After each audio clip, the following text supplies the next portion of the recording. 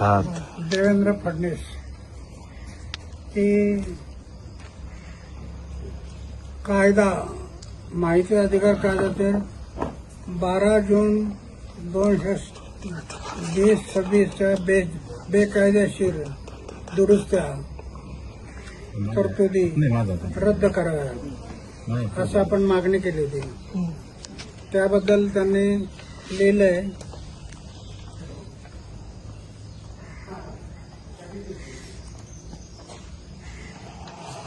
मी त्याच्यात लिहिलं होतं की समाजाच्या हितासाठी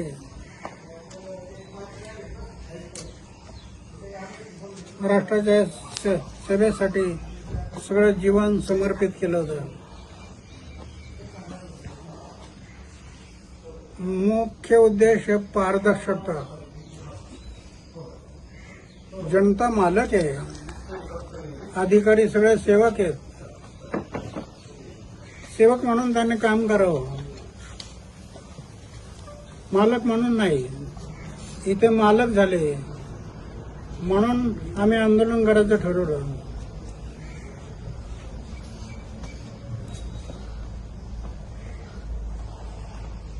आता सरकारने विचार केला की तुम्ही म्हणता तसं आम्ही करायला तयार आहोत. मुख्य माहिती आयुक्त पांडे साहेब, मुख्यमंत्र्यांनी त्यांना पाठवलं होतं, तुम्ही जा स्वतः बोला आणि बोलून मग काय करता येईल ते पहा म्हणून ते आले होते. चर्चा झाली. आता परवा दिवशी 4 वाजता परत बसायचं ठरवलं. ते माहिती आयुक्त स्वतःला पाठवतात परवा दिवशी दुपारी 4 वाजता आणि त्याप्रमाणे मग कारवाई झाली.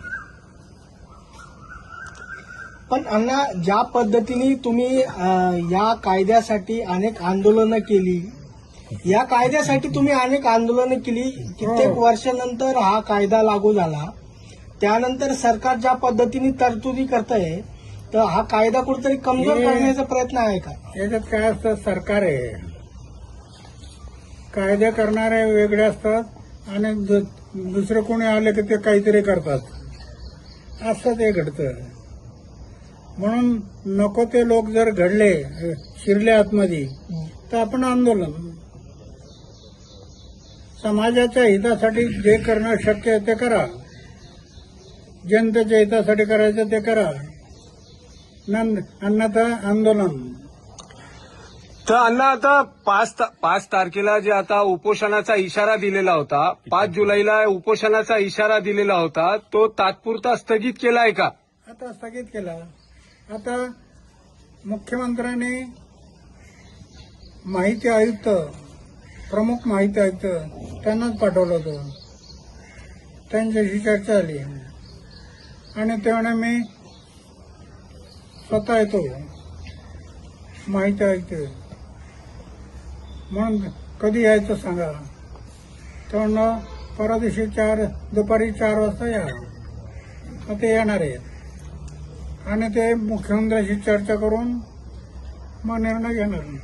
अण्णा, त्या बैठकीमध्ये जर मागण्याचं समाधान झालं नाही तर 5 तारखेला जे ठरवलेलं आंदोलन हे उपोषण आहे ते होणार आहे का? होणार. जर जनतेच्या हिताचं मागण्या आहेत त्या जर होत नसतील तर पुन्हा आंदोलन होणार.